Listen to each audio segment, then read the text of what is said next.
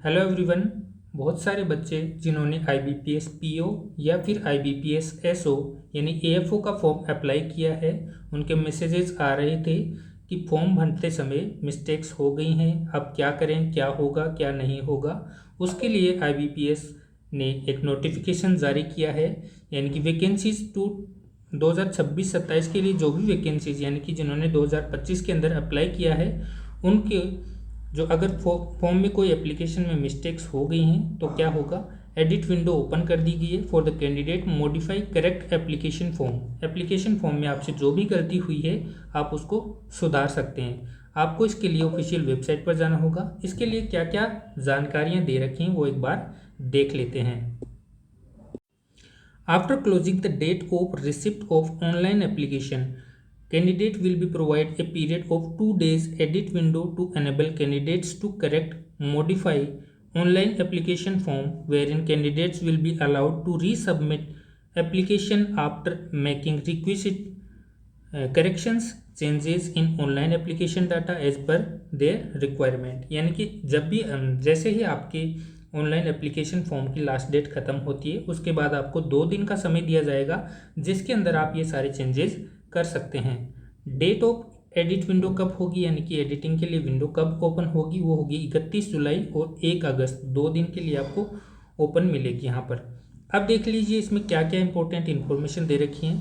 Only those candidate will be allowed to make corrections in the application form who have successfully submitted their complete online application form along with payment of requisite fees and intimation charges within the specific period of application registration। यानी कि जिन्होंने form को पूरा fill किया है उनके लिए ही ये सुविधा अवेलेबल होगी, जिन्होंने फॉर्म अप्लाई नहीं किया है उनके लिए नहीं होगा। यानी कि जिन्होंने रजिस्ट्रेशन करके छोड़ दिया और एप्लीकेशन फ़ी को सबमिट नहीं किया है उनके लिए भी एप्लीकेबल नहीं होगा।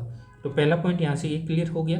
उसके बाद लिखा है a candidate will be allowed to correct और रीसबमिट द एप्लीकेशन या modified correct application only once during edit window to modify correct application form. यानी कि आपको एक ही मौका दिया जाएगा करेक्शन करने का, उसके बाद अगर फिर भी गलतियाँ रह जाती हैं तो आपको दोबारा मौका नहीं मिलेगा। No updation will be allowed in case of candidate makes a mistake in updated application. दोबारा से आपने किया तो उसको कोई चांस नहीं रहेगा सही करने का। Before submission of the corrected application candidate must check that they have filled correct details in each field of form. ठीक है, तो आपको बहुत ही ध्यान से केयरफुली होके सारी चीज़ें आपको ध्यान रखना है।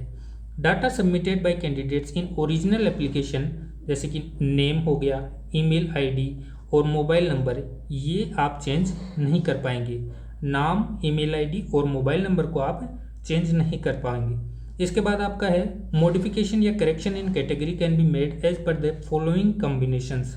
यानी कि आप कैटेगरी में भी चेंजेस कर सकते हैं। अब कौन सी कैटेगरी फिल किया है और कौन सी में चेंजेस कर सकते हैं देखिए। जनरल, EWS या फिर OBC NCL, यानी कि ये अपने कैटेगरी अप्लाई की थी पहले तो आप चेंज करने के अलाउड हैं। जनरल में चेंज कर सकते हैं या फिर EWS में, यानी कि इन कैटेगरी में से इनमें आप स्वाइप कर सकते हैं। OBC NCL या SC ST या PWD। लेकिन जिन्होंने पहले से SC ST या PWD फॉर्म में एप्लीकेशन में फॉर्म में डाला था वो सिर्फ इनमें ही चेंज कर पाएंगे, यानी कि वो जनरल, OBC या फिर EWS में नहीं जा पाएंगे। अब देख लीजिए फी एप्लीकेशन फॉर्म फॉर मॉडिफाइंग या correcting the application form is 200 rupees, यानी कि आपको 200 रुपये का शुल्क आपको देना पड़ेगा। यहाँ पर करेक्शन फीस यहाँ पर लगाई गई है। ये सभी के लिए इक्वल रहेगा, चाहे कोई सी भी कैटेगरी से आप बिलोंग करते हों, सबके लिए इक्वल रहेगा। The correction fee once paid shall not be refunded, refund नहीं मिलेगा कोई भी सर्कमस्टांसेस हों।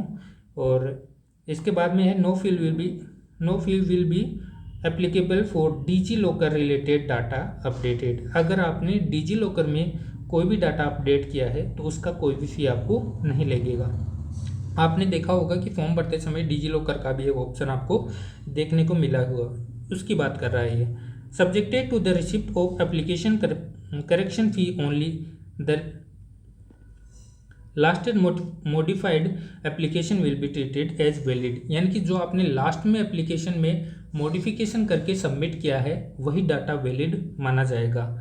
After the expiry date of edit window for candidates to modify correct application form, no change, correction या modification will be allowed under any circumstances. यानी कि date एक बार निकल गई, यानी 1 अगस्त का दिन भी निकल गया, उसके बाद आपको चेंज करने का दोबारा मौका नहीं मिलेगा। अब है all other terms and conditions mention in the detailed notification. आपके पास इसके अलावा जो भी आपको जानकारी चाहिए वो सारी आपको डिटेल नोटिफिकेशन में आपको दे रखी हैं। तो आज के वीडियो में इतना ही था।